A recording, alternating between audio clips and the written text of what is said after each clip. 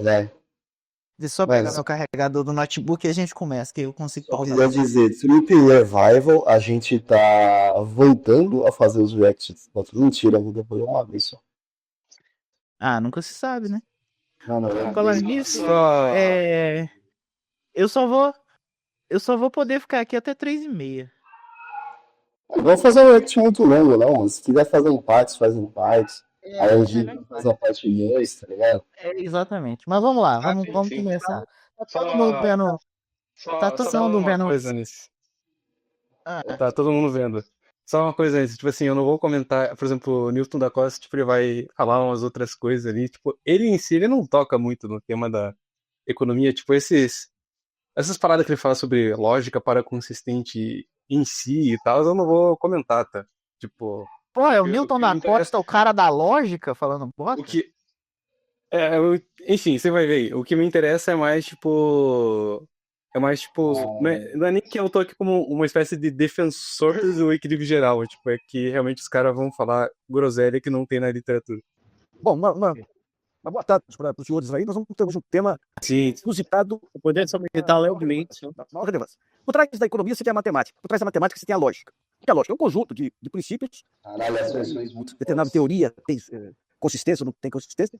E foi em cima da lógica que tempos atrás você tentou criar essa teoria do equilíbrio geral do mercado. Deixar tudo por conta do mercado. Você vai ter equilíbrio de preços.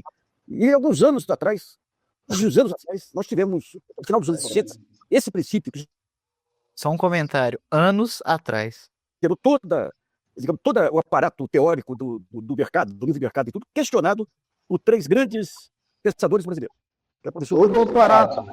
um lógico. Todo doutorado. Ah, desculpa, eu realmente preciso fazer um comentário aqui que não tem nada a ver com o negócio. bem, vai destruir todo o aparato daquele geral. Professor Dória, matemático e lógico, também fantástico, que acabou. E junto com um economista, brilhante economista de segundo estrelato, Marcelo Suji, que trabalhava com o Delfim na época, ele acabou largando a parte teórica aí. Isso aí acabou chegando um livro feito pelo professor Zé Carlos de Assis. O Zé Carlos eu vou falar pessoalmente na cara dele o que eu penso dele aqui, porque o Zé Carlos é um grande jornalista, um economista, mas com uma visão do que é relevante das novas ideias, mas muito, muito rica. E o Gabriel Galípolo, que é um economista que está tentando encontrar na lógica algum sentido na teoria econômica, do qual ele é um crítico também há muito tempo. Eu queria agradecer muito a participação do professor da Costa, do Glória, do Zé Carlos e do Gabriel aí. Eu vou começar com o Zé Carlos, que foi o autor do livro. O Zé Carlos, depois ele entrou para a economia e foi pioneiro de vários temas que surgiram, inclusive a nova teoria monetária, a questão da economia funcional, e essa questão da lógica do mercado. Eu queria que você resumisse bem rapidamente como que você identificou esse grande feito e o que Eu gostaria de comentar só do professor José Carlos na cadeira gamer, que é sensacional o contraste. Massa. como foi feito o livro. Olha, Nassif, em primeiro lugar, boa tarde para você e para o nosso poder. É com prazer muito que eu estou aqui para essa conversa com vocês. Eu fui atraído pela lógica do Dória, porque eu tenho conhecimento há muito tempo como economista da questão do equilíbrio dos mercados.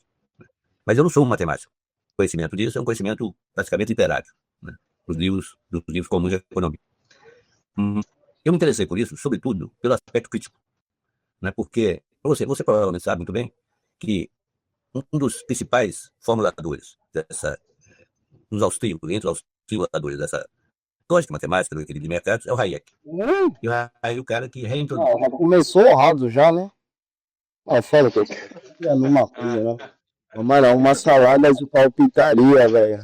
Um cara velho que na academia tá certo, né? Mas o cara odeia essas piranhas, né? Então é uma coisa. Calma.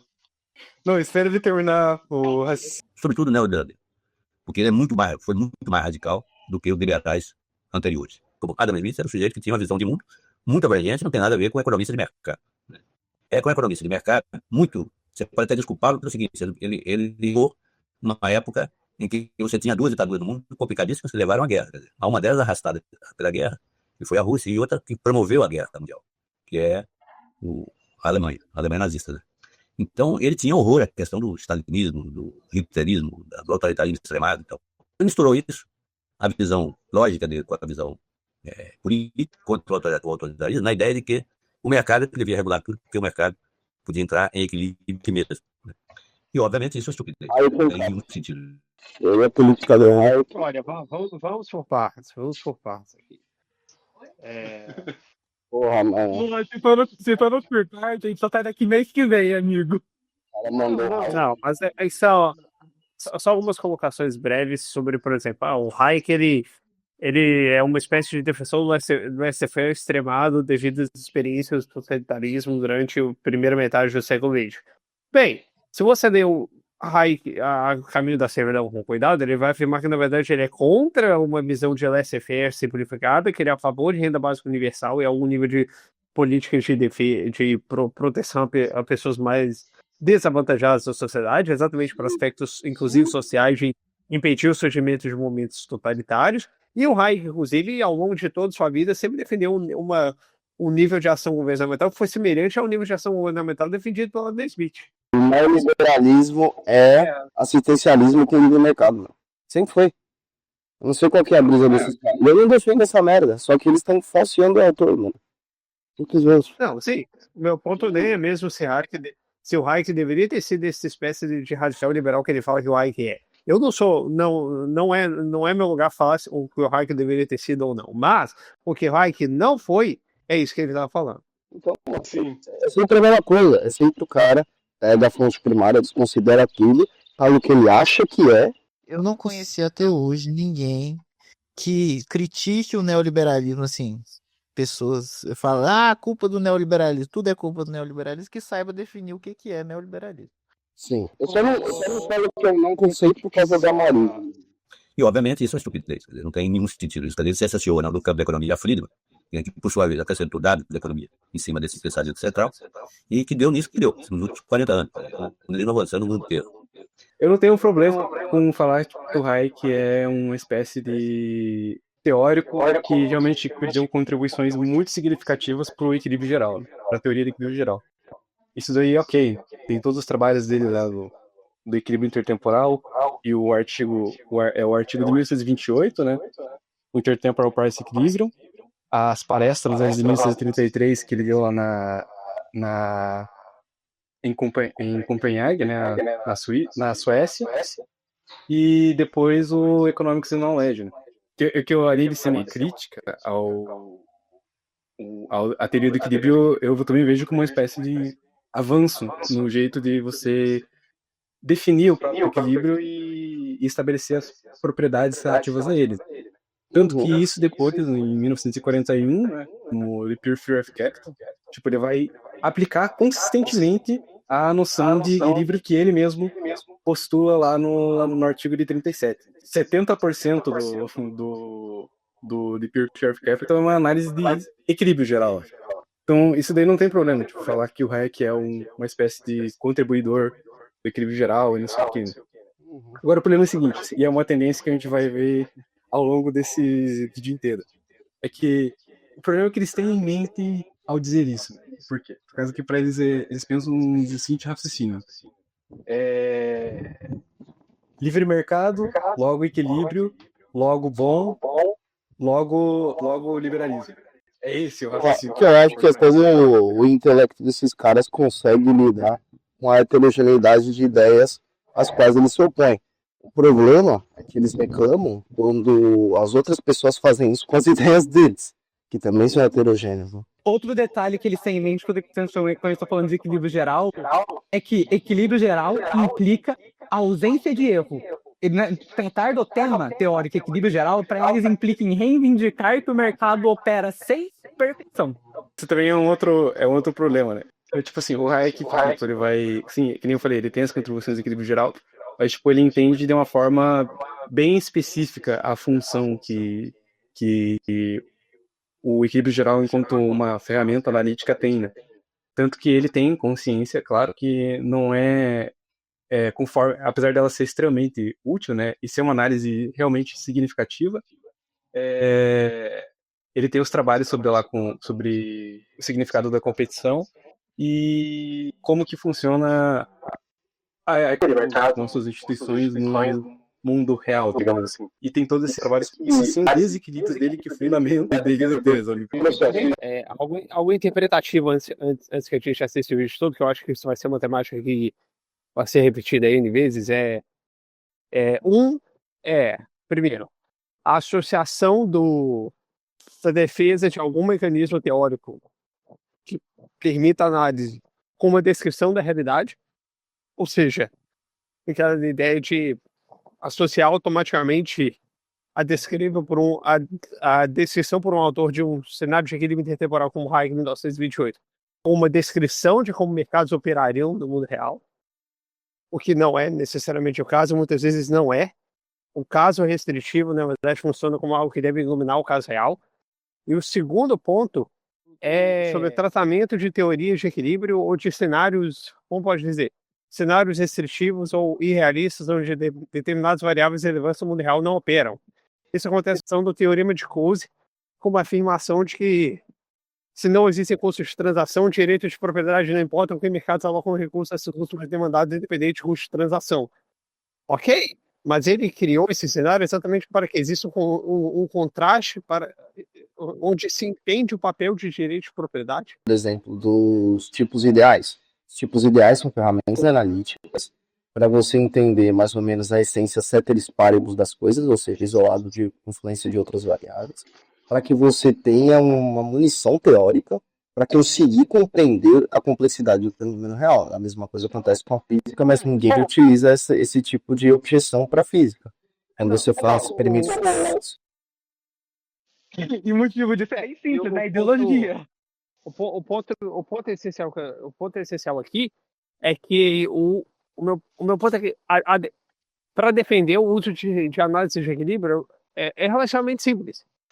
Você entende a análise de equilíbrio como uma descrição de algo real ou como um mecanismo de contraste através do qual você ilumina funcionalmente determinados mecanismos de correção e aprendizado na realidade, igual o Hayek fala.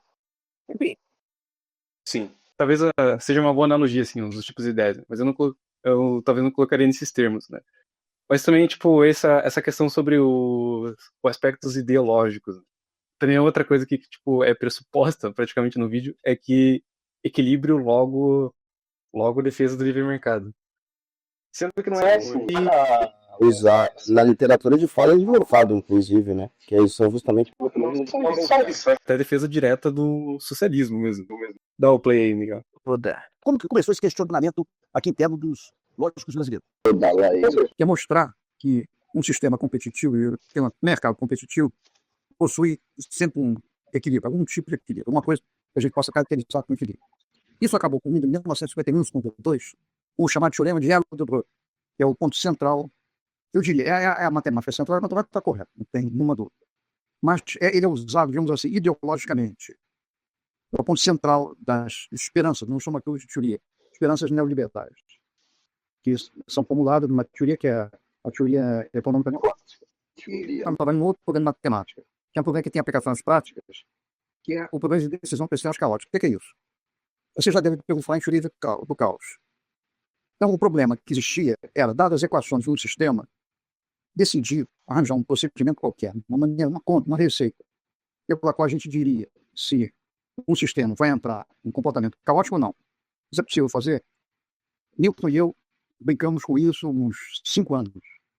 E a resposta é sintetizada numa frase de um grande matemático americano que deu nosso trabalho, etc., comentou, Steve Smaker. Não existe receita nenhuma, qualquer que seja a definição que a gente dê para caos.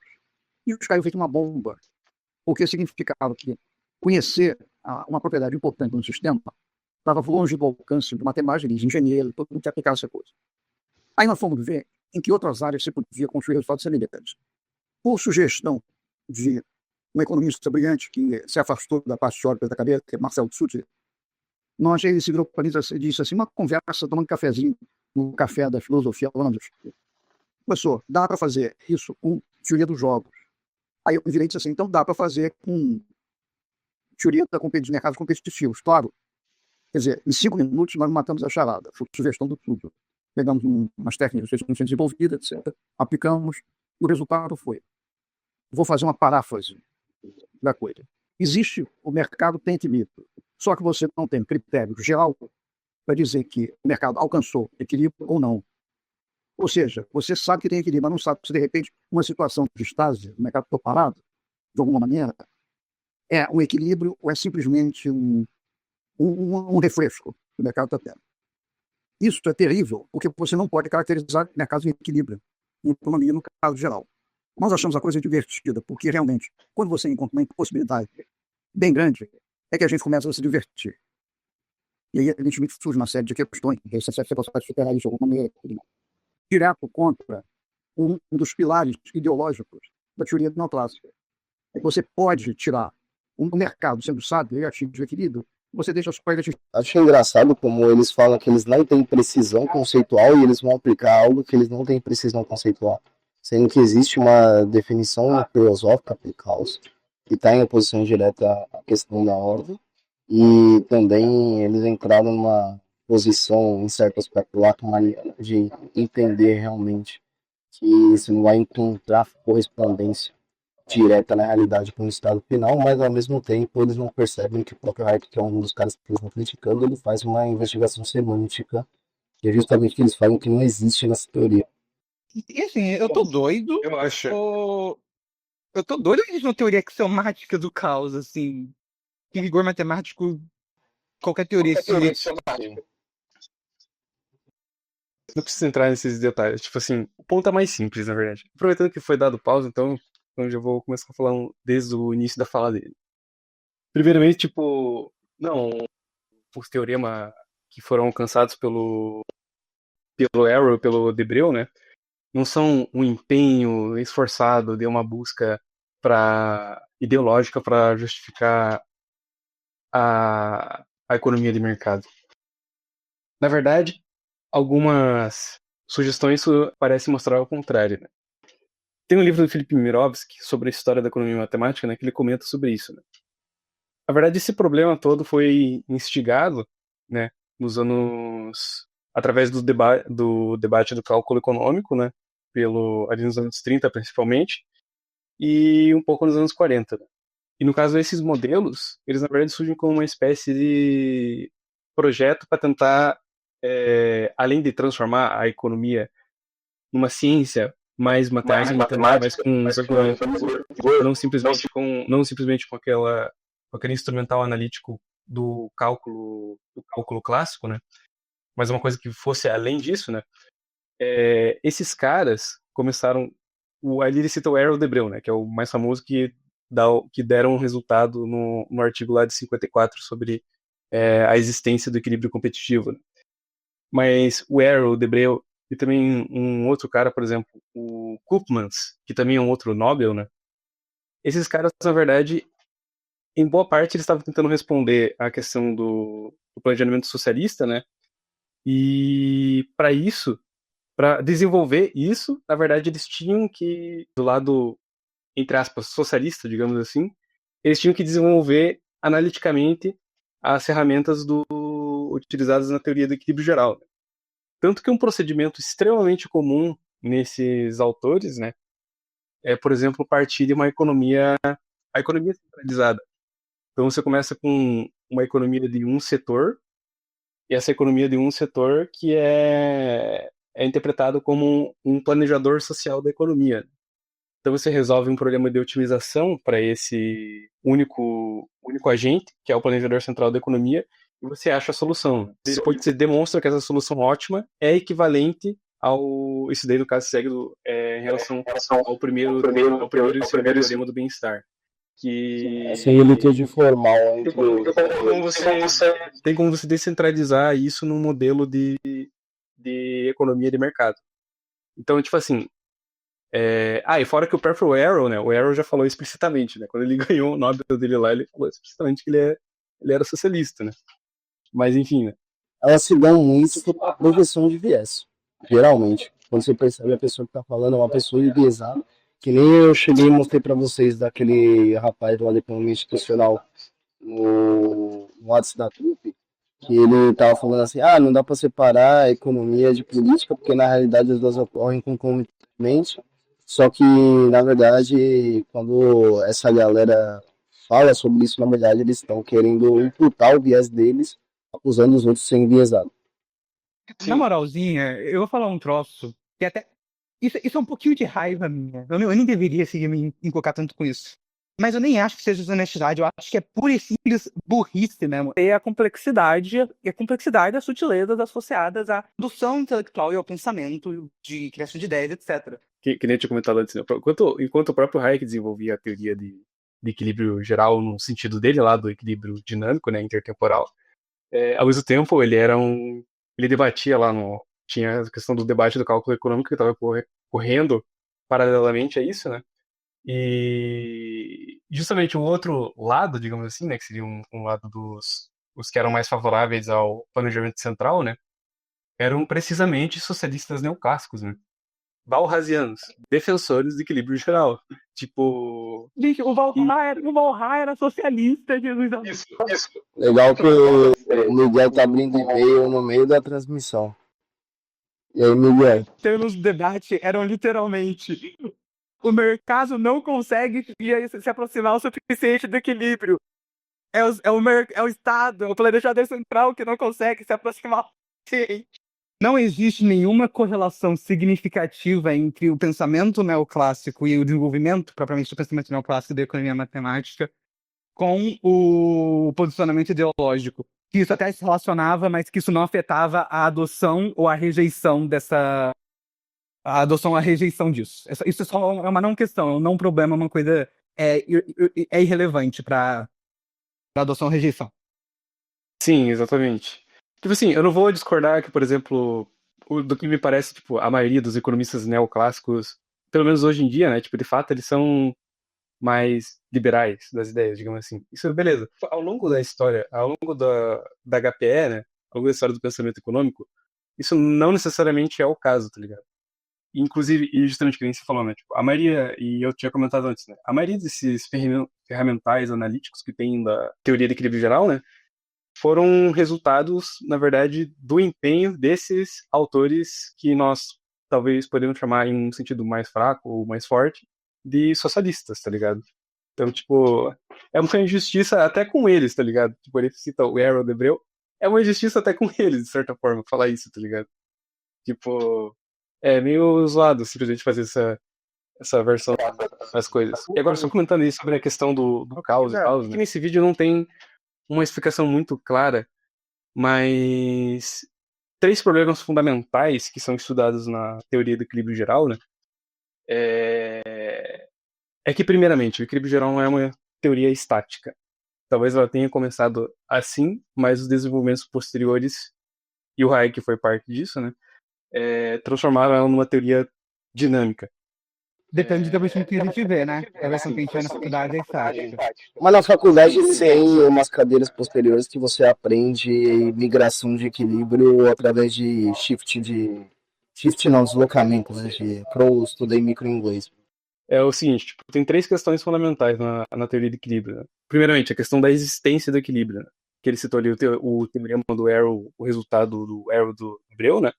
Era uma questão de existência, né? Daí depois disso, né, nós temos a questão da estabilidade do equilíbrio. Então a gente pode estudar se o sistema existe uma solução que é uma solução de equilíbrio, né? A economia vai mesmo para essa solução ou não? Ou se ela fica oscilando, ou se ela fica dando loopings, ou se ela é, para usar o termo que eles usaram, caótica. Isso daí é uma outra questão, né? Que cabe à estabilidade do sistema.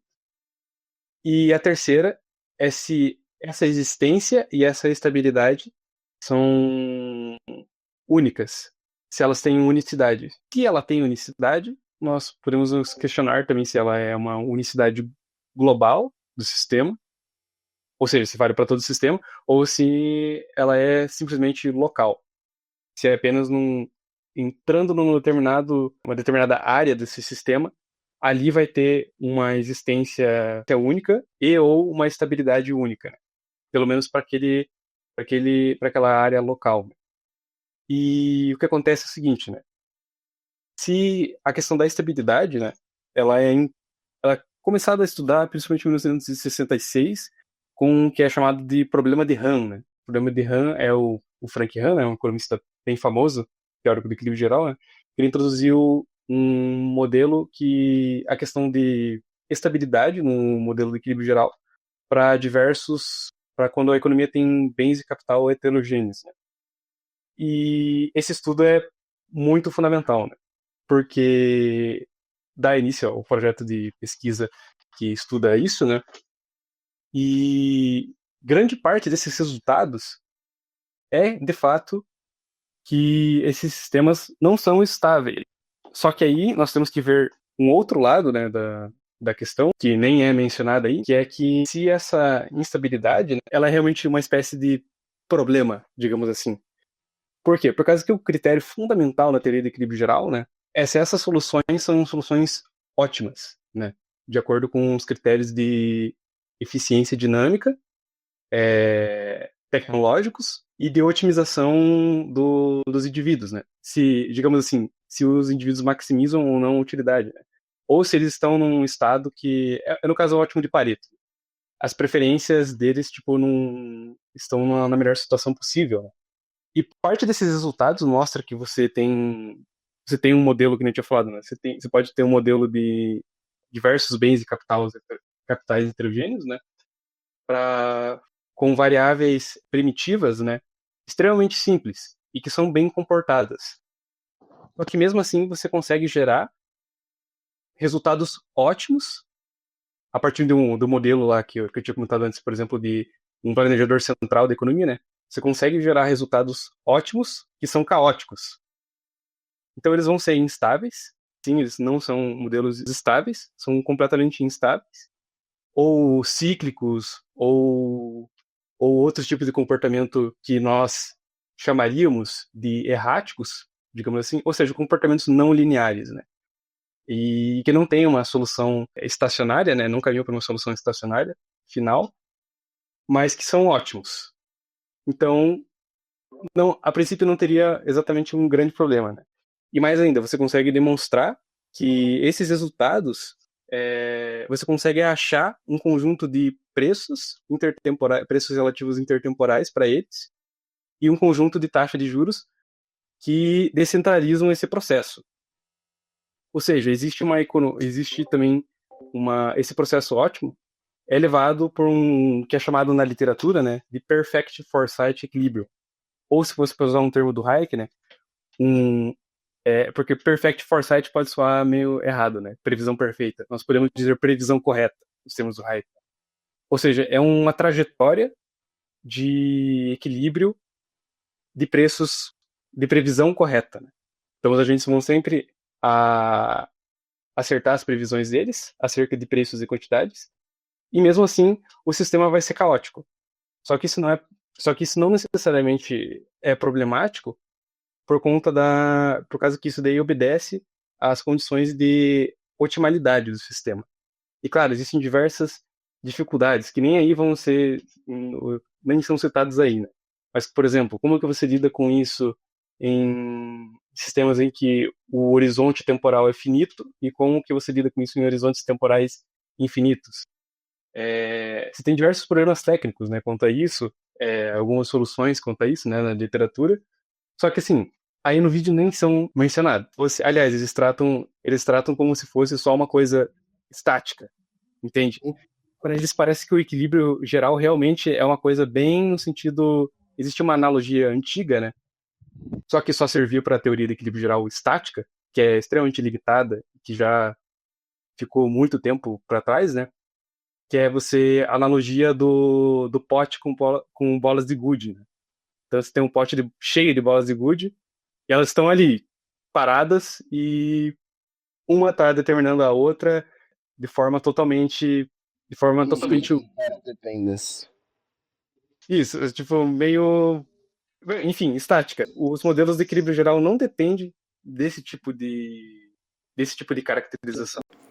É que eles basicamente não dominam o estado da questão e nem o autor do qual eles estão falando, né? Esse é o grande problema. Eu tô regravando essa linha de fala porque realmente ficou muito estourado meu microfone e eu tenho que refazer algumas partes. Alguém pode compartilhar aí que eu tenho que sair. Eu vou cortar a primeira gravação aqui dessa aula de HPE e aí depois eu vou cortar e começar a gravar a segunda, tá?